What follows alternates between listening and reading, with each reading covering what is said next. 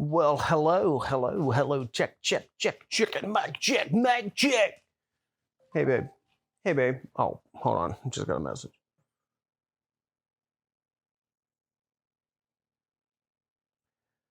Oh, boy. I inherited that look from my mom.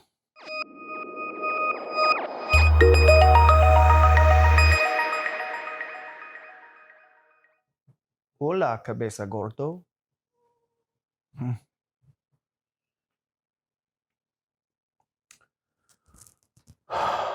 Word up, my lovers. So I'm going to talk to you today.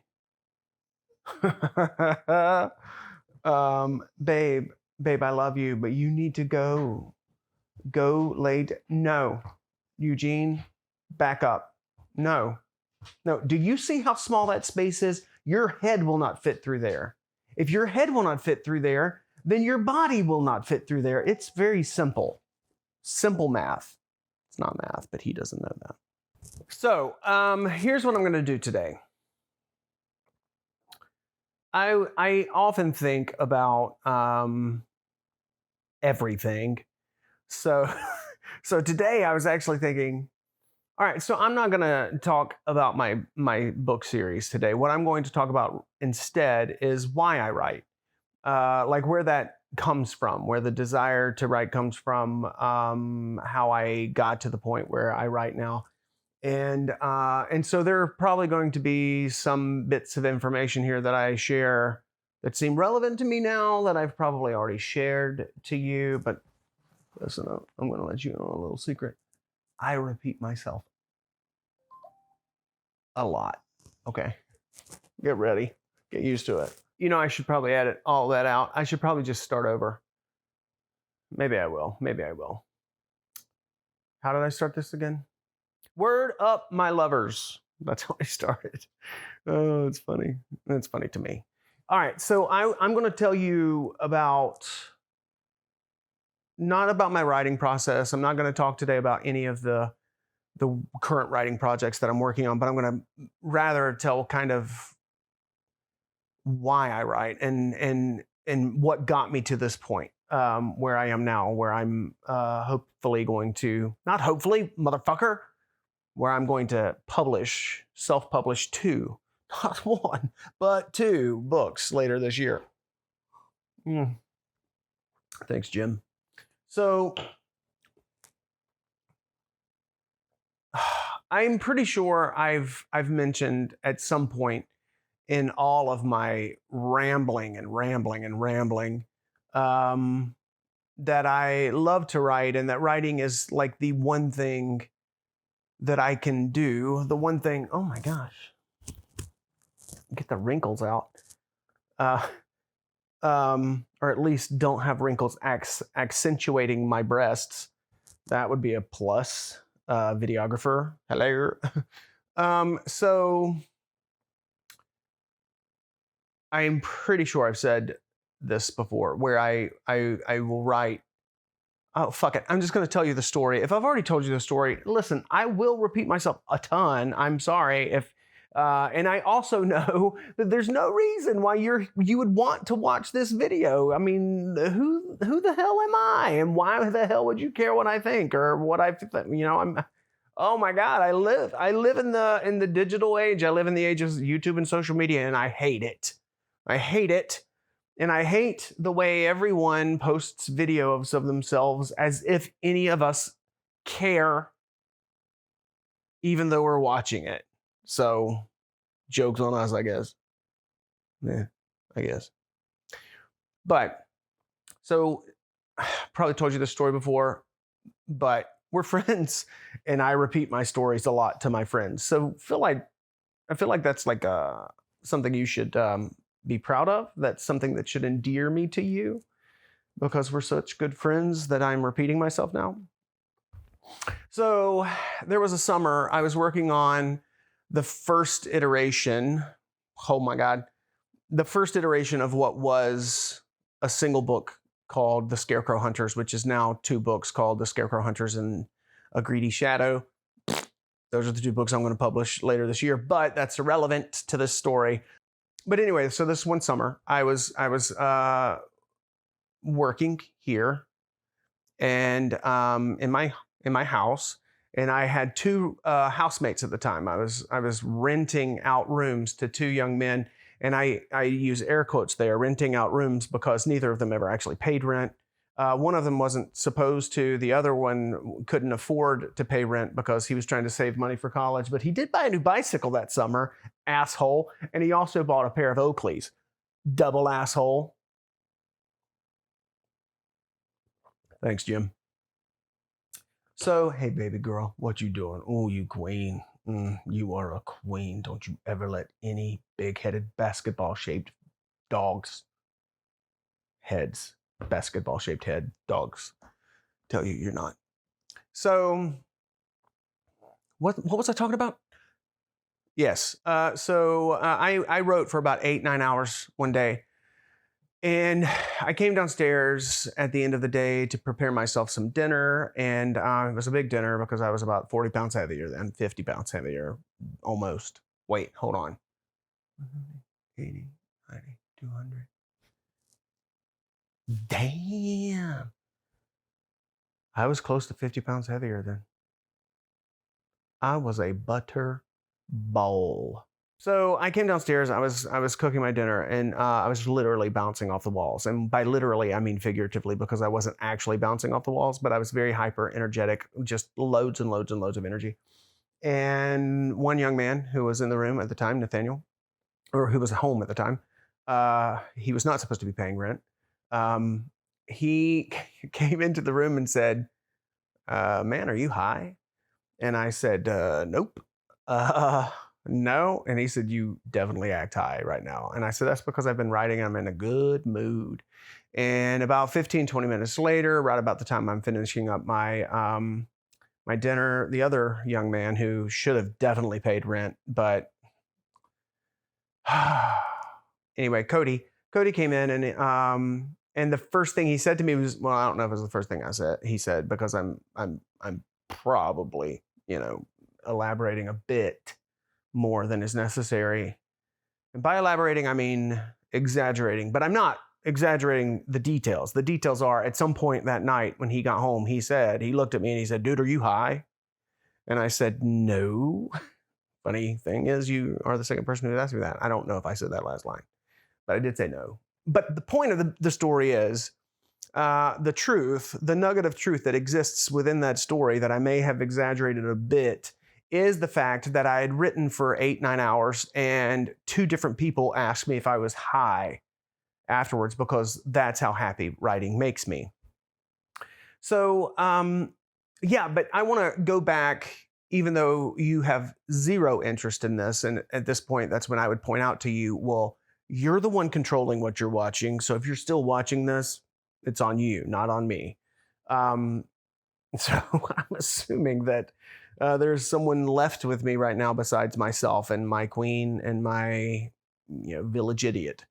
My princess is in another room. And then my crazy cat is here somewhere as well. But none of that is relevant. No, I am not wearing pants. You just saw my knee flash into the screen. I am not wearing pants. I am not going to prove that. I am wearing shorts, you savages.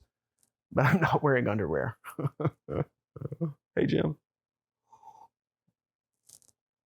Jimmy Black from the wet bar behind me.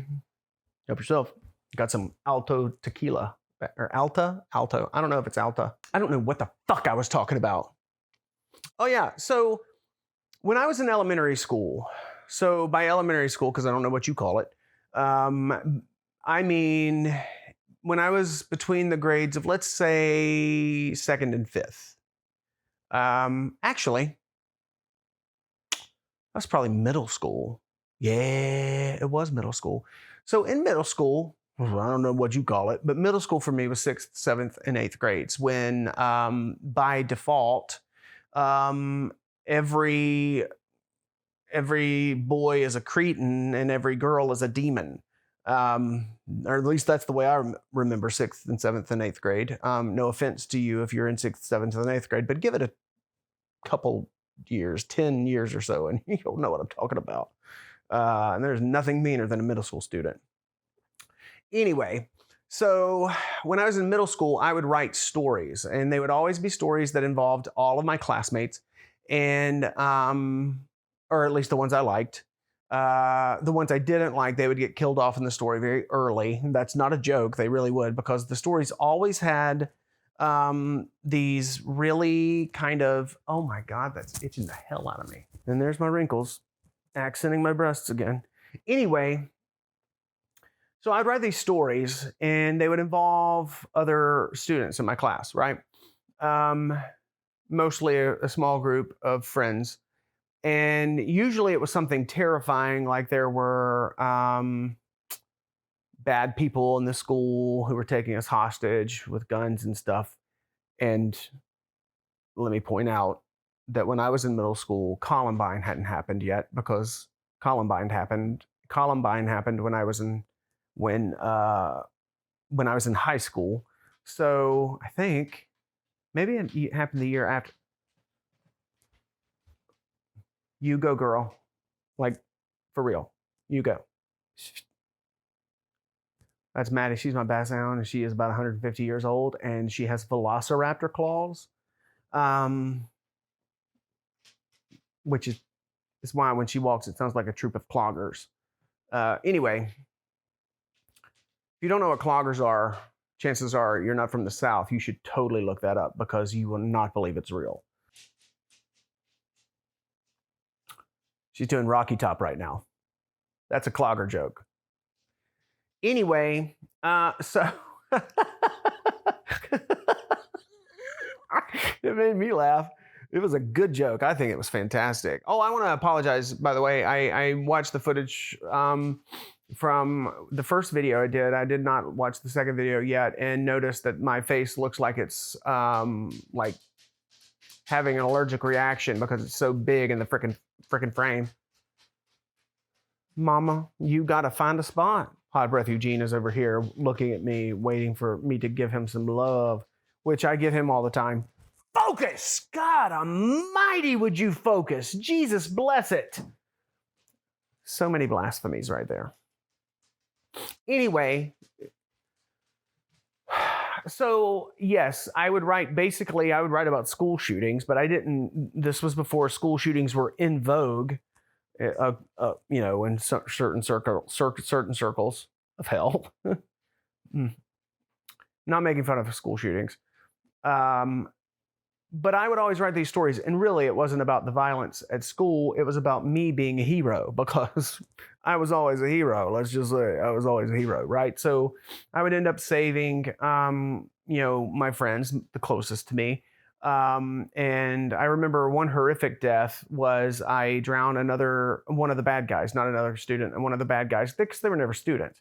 They were always, who knew who they were? I didn't develop the characters that far. But anyway, I drowned him in a toilet. So that was good. That was fun. But I would always save the day somehow, or usually. I have some of these. I'll have to find them and see if I can type them up or something. Type them up. Cute.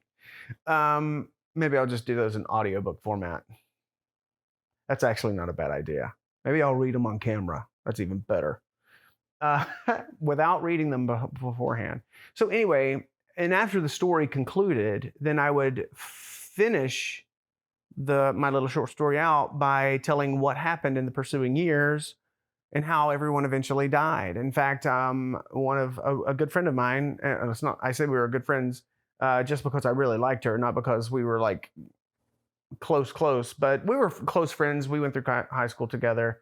We're Facebook friends now, which is all that matters. Naila, I remember Naila writing in the back of my book in one of those, because I would always put a blank sheet of paper, because I always wanted feedback, which is fascinating, really.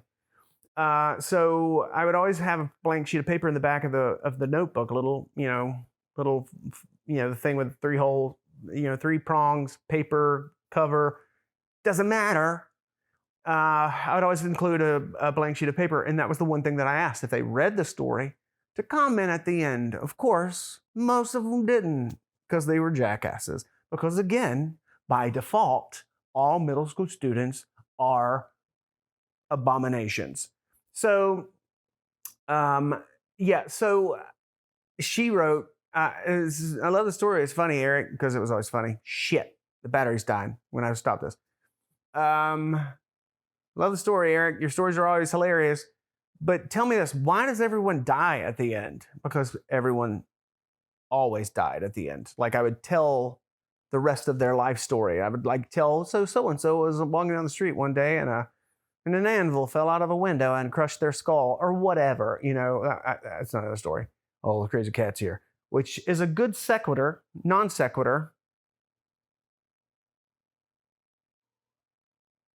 Is sequitur a thing? Chuck, you are not the show, and nobody wants to see your butthole. Nobody wants to see your butthole on camera. I guarantee you there's one of you out there, one of you sickos that did want to see his butthole. All right, hold on, I'm going to attempt to change the subject. Nope. Look, it's me and a cat's butthole. I'm going to have to change the battery. Give me a freaking second, okay? Don't mind me, Chuck. Oh, shit, it is Altos. I can't take any more bad water. It's poison from my head down to my shoes. Mm-hmm. Listen, you can only sit there if you don't interfere. He wants you to think he's innocent, but he is far from it. Look, that's Eugene back there in the background. Come here, Eugene. Come here, buddy. Come stick your big ugly head up here. See, he's too stupid. But Bella, look, this is Bella. She's so cute, cute, cute. Chuck. All right, Eugene, if you move my camera, I swear I will put it right back. So why did I write stories in middle school? Pulpy stories, high adventure, no real plot. It was basically like a slasher flick. They were all very funny, or supposed to be funny. But one of the reasons why I did that was because, for one, I like to make people laugh, but also I just liked the creative process of making shit up. I mean, it's as simple as that, really and truly. So here's one of the earliest memories that I have of me making up a story, and I'm sure it's not the first time I made up a story. Anyway, gross. It's like being licked by a blanket. His tongue is huge because it has to be huge because of the size of his head. Look how big his head is. Look. He's like so happy right now. He thinks, oh my gosh, we're having such a moment. But I'm just trying to show you how big this Joker's head is. It's gigantic. And look at his baby. Look at this baby girl. Okay, Bella, no kisses, not in front of the camera. Have you been eating peppermint? Peppermint is something tangy, like urine. Come on, we've all tasted pee. Probably not the earliest story I've ever made up, but certainly the earliest story that I remember making up, and I say making up because I didn't write it down yet.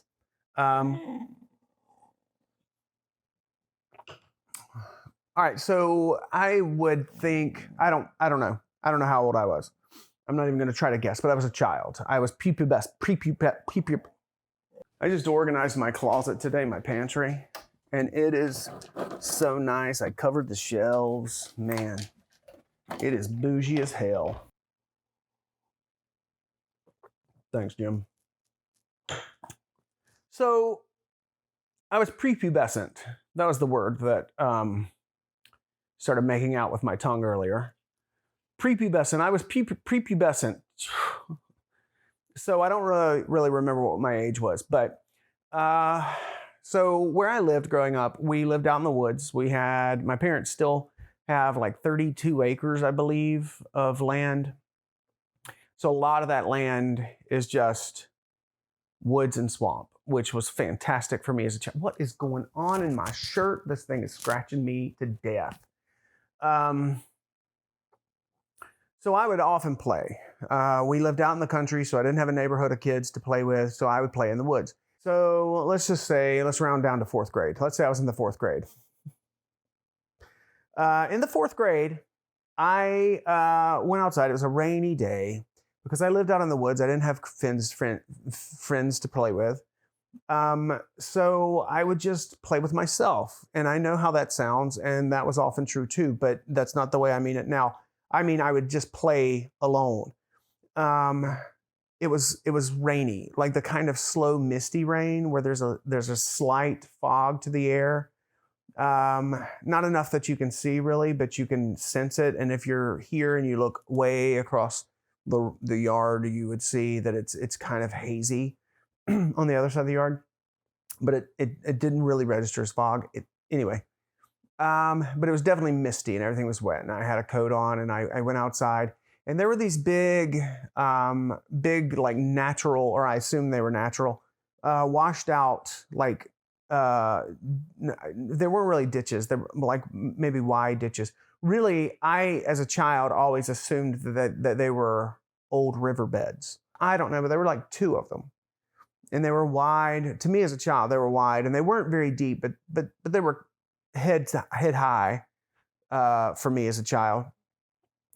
And of course, since they've pretty much gone away. One of them, my dad filled in with dirt over time. But I would play in these, right? And so there was one that was fairly close to our house. And I went out into it, and because of all the wetness, I actually slid. And when I did, I didn't fall, but I thought I almost fell. And because I was a child and I had a really vivid imagination, I just went ahead and fell for the fun of it. Because that's what you do when you're a middle schooler. So that began my old brain whirling, and I started making up this story. So in the story, and I'm saying it out loud as I'm walking through the woods. So I'm just kind of trekking through the woods, you know, a little hike in the misty weather, because I love misty, moody weather. Still to this day, I love it, unless I actually have to walk outside in it, because I'm an adult now and I'm not a savage anymore. Some would argue. Actually, I might be the only one who would argue that. Long story short, too late, I know. I start walking, and as I'm walking, I'm telling a story out loud. I'm saying it out loud. And the story basically goes like this. This boy, based on me, he is sent out of his house to collect firewood.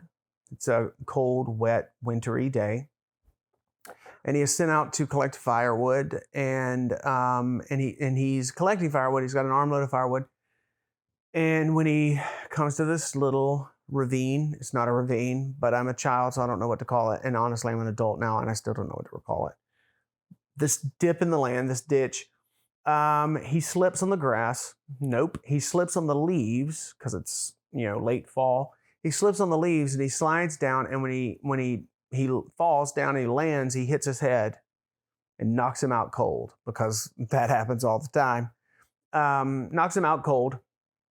I don't remember if he hit on a rock or a tree log, because there was a fallen log in this particular ditch.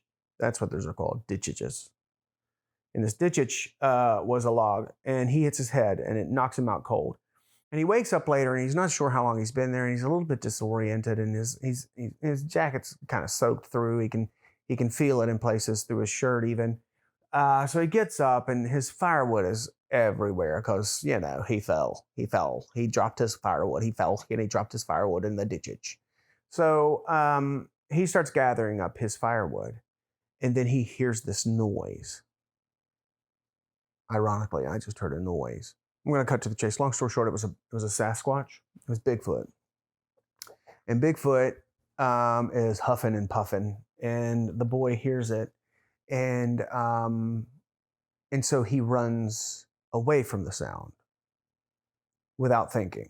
And when he runs away from the sound without thinking, what he inevitably does, inadvertently, is he runs deeper into the forest. And what happens at this point, what begins at that point, what comes at that point, I just want to say at that point, a cat and mouse game ensues between he and the Sasquatch, which he never sees because somehow this miracle child is able to outpace and outrun a legendary creature who is probably existing with, eons of instinctive wisdom. But this kid is just, well, he's exceptional. He is based on me, right? And at the time I wrote the story, I was a middle schooler, and we all know that middle schoolers are all, by default, beautiful children, just to throw you off. They may be beautiful and still savages. It's just a fact. It's just a fact. Look at any frat boy, right? Beautiful savages. Assuming they're beautiful, they may not be. I don't know what you call frat girls. Is it frat girls? Here's how this goes. I'm going to keep telling this story, but I'm going to go get another drink. I'll skip the ice. Nope, I'm not going to skip the ice. Words of wisdom.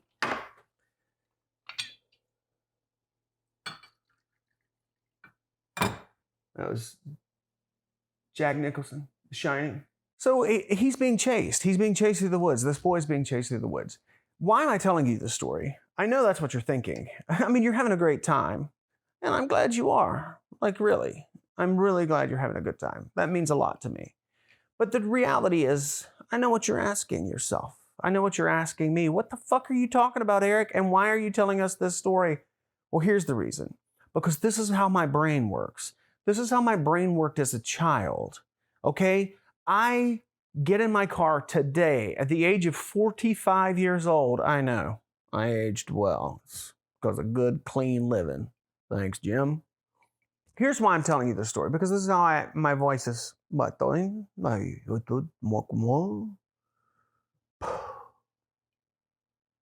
is how my brain works. I'm 45 years old. I would say about 75% of the time, I get in my car and I drive long distance. I spend most of that ride having fake conversations. Let's call it workshopping, okay? Because it's the same thing. It's like workshopping. No, that's not the right word, is it? So I'll have fake conversations, sometimes with real people, sometimes with real people that I am eventually going to have this conversation with, sometimes with real people that I'd like to have this conversation with, if you get my meaning. Come on. Raise your glass if you ever been there. I should have probably told you to get a glass before we started. Chuck, your butthole is making the camera go out of focus. That means my camera lens sees this and can't tell what's the face, that or this. Good job, Canon. It's role playing, but that's not the right word either. Chuck, you're stealing my focus.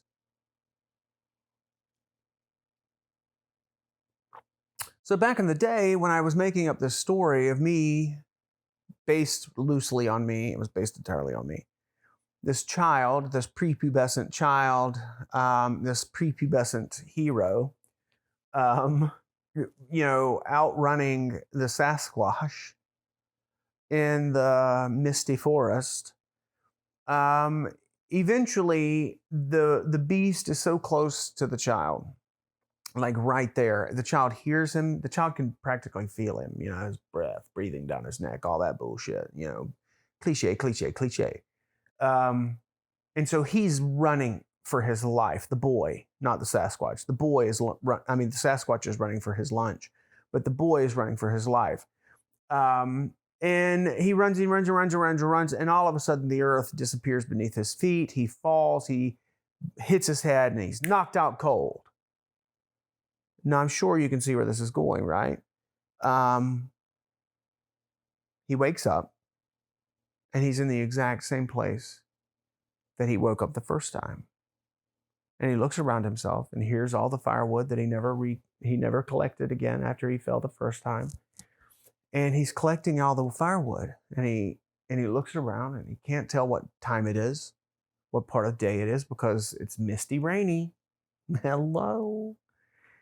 And it occurs to him, there's no Sasquatch. It's all a dream. He fell, knocked his noggin, and had a nightmare about a Sasquatch. It wasn't real. Whew. Relieved, he picks up his firewood and heads home, because that's what he was supposed to be doing anyway, was getting firewood, right? Gonna get in trouble if he doesn't come home with that firewood. And I know that that's a pretty cliche story. You know, the whole, you find out at the end that it was all a dream. But in my defense, I was a prepubescent boy. Bella, no. Stop interrupting, Donnie. Stop interrupting, Donnie. Stop interrupting Daddy while Daddy's talking to fake people, okay?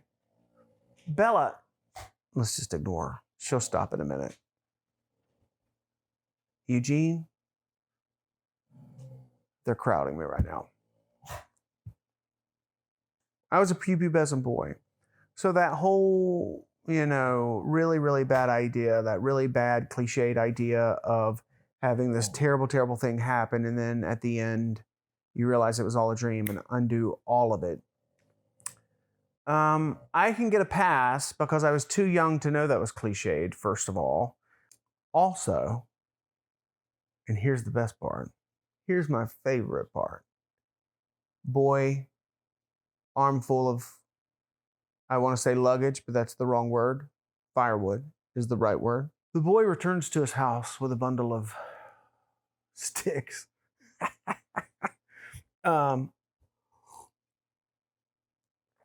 And he steps onto the porch. He's beating the mud and leaves and shit off his boots.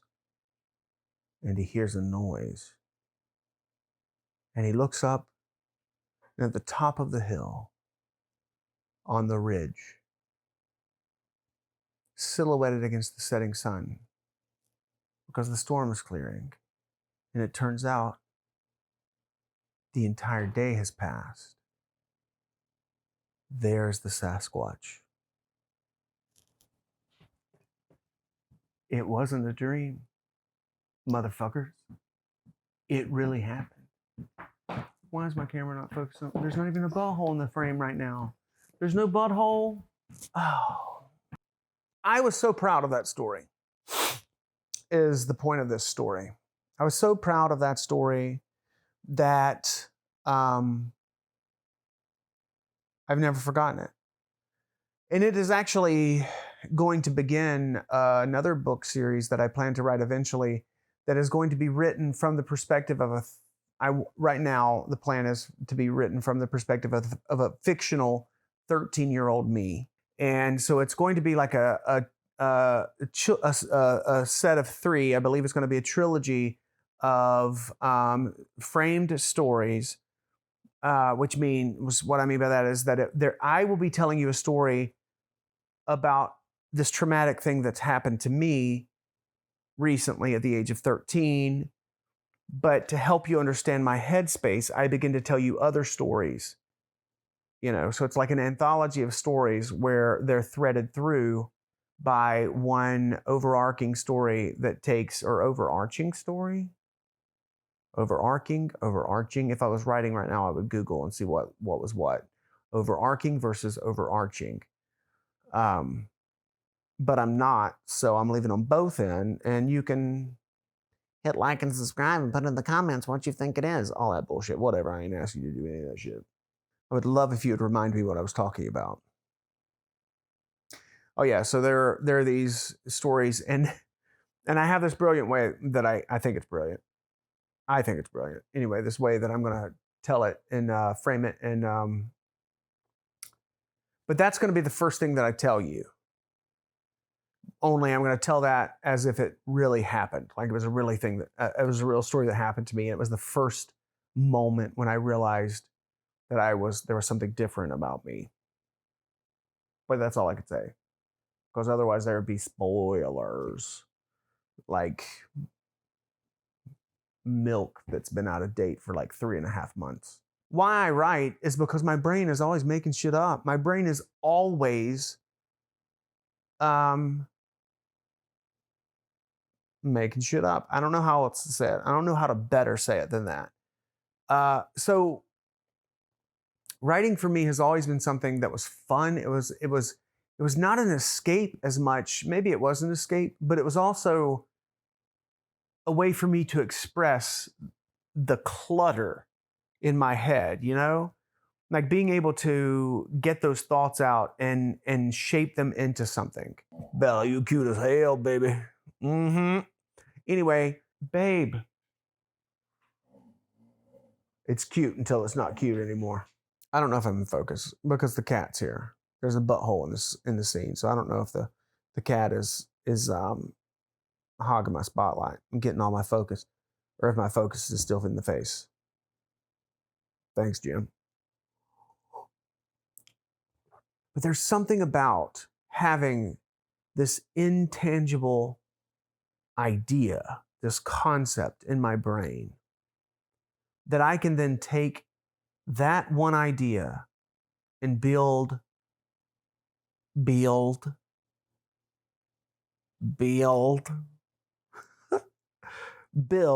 a world around that concept, you know? And that's why I write. And I love to tell stories. I like to journal.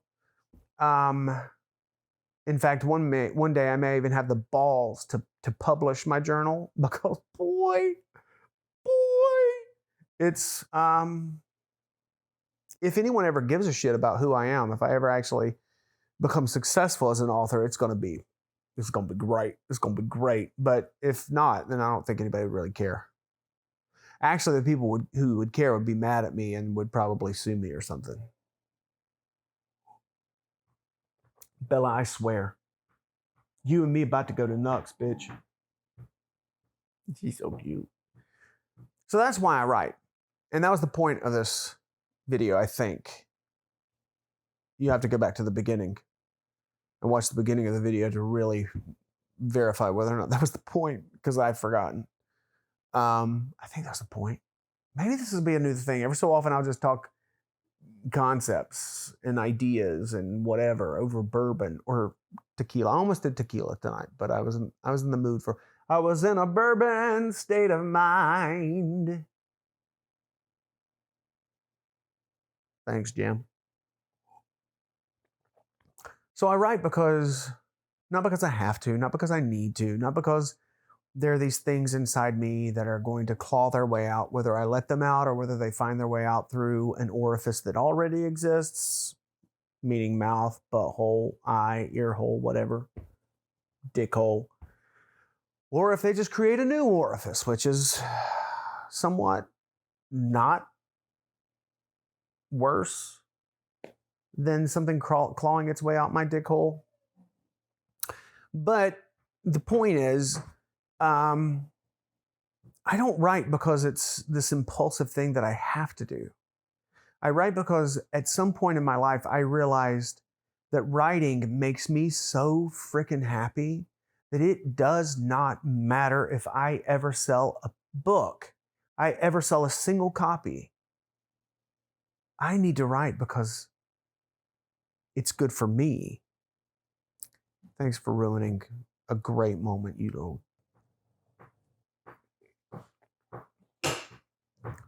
That's it. Peace out, home skillet. Until next time, have a drink. On me. Except you're going to pay. Because not your mama.